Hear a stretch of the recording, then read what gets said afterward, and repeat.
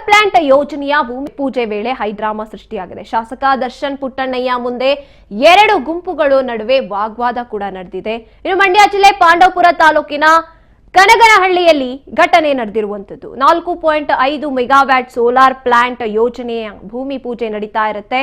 ಶಂಕುಸ್ಥಾಪನೆಗೆ ಅಂತ ಶಾಸಕರು ಹಾಗೆ ಅಧಿಕಾರಿಗಳು ಆಗಮಿಸಿರ್ತಾರೆ. ಯೋಜನೆಗೆ ಸ್ಥಳೀಯ ಗ್ರಾಮ ಪಂಚಾಯಿತಿ ಅಧ್ಯಕ್ಷರು ಸದಸ್ಯರು ಕೂಡ ವಿರೋಧವನ್ನ ವ್ಯಕ್ತಪಡಿಸುತ್ತಾರೆ.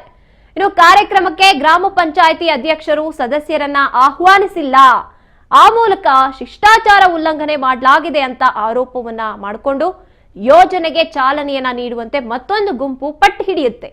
ಇನ್ನು ಶಾಸಕರ ಮುಂದೆನೆ ವಾಗ್ವಾದಕ್ಕೆ ಎರಡು ಗುಂಪುಗಳು ಇಳಿದಿರುವಂತದ್ದು. ವಿರೋಧದ ನಡುವೆಯೂ ಕೂಡ ಭೂಮಿ ಪೂಜೆಯನ್ನ ನೆರವೇರಿಸಿದ್ದಾರೆ ಶಾಸಕ ದರ್ಶನ್ ಪುಟ್ಟಣ್ಣಯ್ಯ.